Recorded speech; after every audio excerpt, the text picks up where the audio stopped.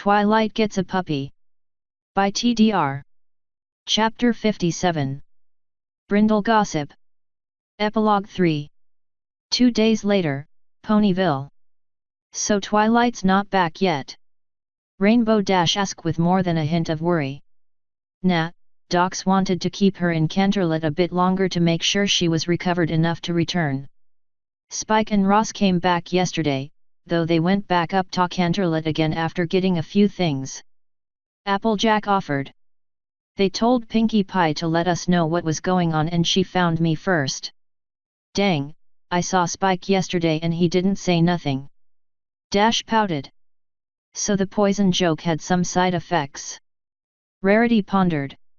Perhaps I should get checked out, though I don't recall feeling anything but fabulous after my bath. Probably something to do with Ross eating 3 trees worth of apples. Applejack sighed. That whole family's strange. Yeah, but check this out.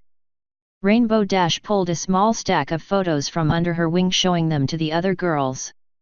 Both Applejack and Rarity turned red as they regarded the 5 photos of Ross as a pony. Someone had taken pictures of him as he rinsed off before soaking in the cure to the poison joke.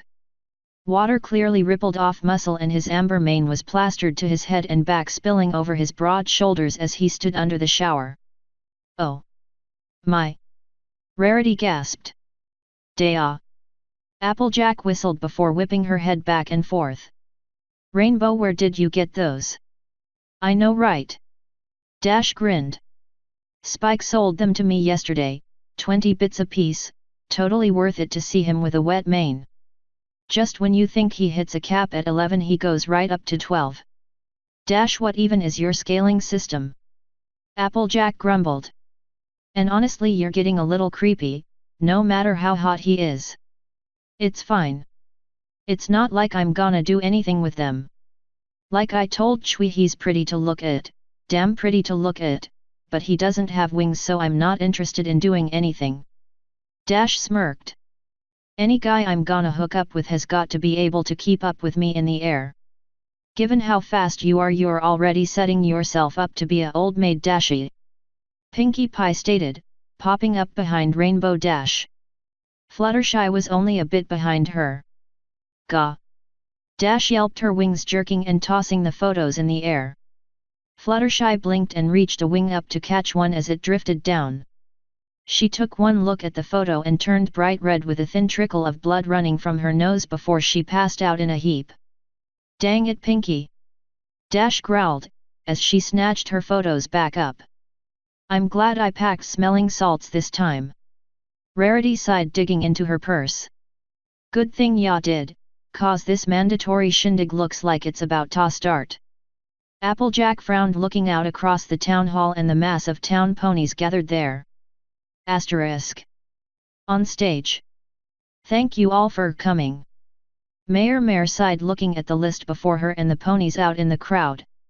Keep in mind this is a mandatory town meeting as ordered by Princess Luna and Princess Celestia, so aside from a few individuals the whole town is required to attend this meeting. Given that I'm to be part of this class as well, I turn the floor over to the Canterlot Head of Cultural Enrichment, Mr. Parks. Mayor Mare sighed again, stepping away from the podium and moving out into the crowd of confused and rather annoyed ponies. It wasn't like the mayor to cut a speech short. Greetings, Ponyville. Mr. Parks stated. He was a well-groomed earth pony at first glance. His ocean blue mane and tail were cut short and his suit jacket was an inexpensive make that still looked professional on him.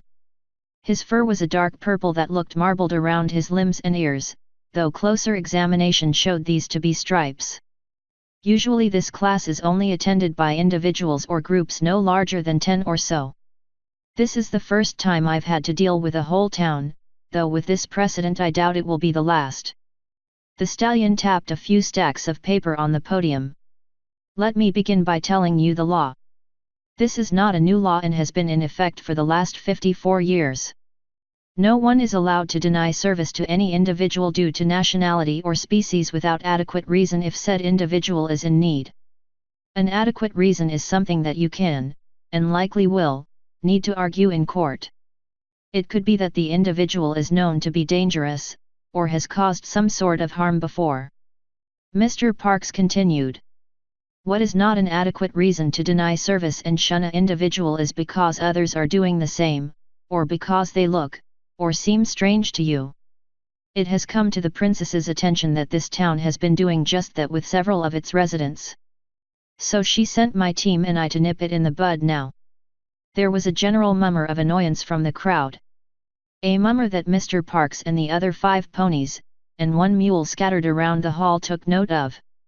They also took note of those that seemed surprised, and those that seemed ashamed. Before you all get mad and leave, allow me to point out now that there is a sizable fine for the first conviction depending on the severity. That can also be or include jail time depending on the situation. Mr. Parks stated. All that said, there is no law about private businesses denying whoever they see fit from their establishment. This does not include anything also being bankrolled by the crown. However, Princess Celestia is adamant about maintaining good relations with all of Equestria's neighbors. And given she cannot be the first to meet all of those coming to Equestria, the duty falls on you, and I am sure that none of you wish to upset the princesses. Now then, we will start out with a short film, then a lecture and Q&A, and at the end of the class there will be a test. Failing this test will result in the class being required again with whoever did not pass. We will teach a second class later in the week. There will be no third class. Those that fail will simply be recorded as failing and will be documented in CCE files. Now then, let's begin. The lights in the town hall dimmed with the expected muttering as a projector started in the back of the room, lighting up a screen that had been lowered. A crackling voice seemed to boom from everywhere at once as the film began. So you've decided to be a racist? The narrator mocked. Asterisk. Outside of Canterlot. Trixie stretched her legs as she trotted along the road, her new wagon pulled behind her with incredible ease thanks to the new library of spells that had been fitted into its construction.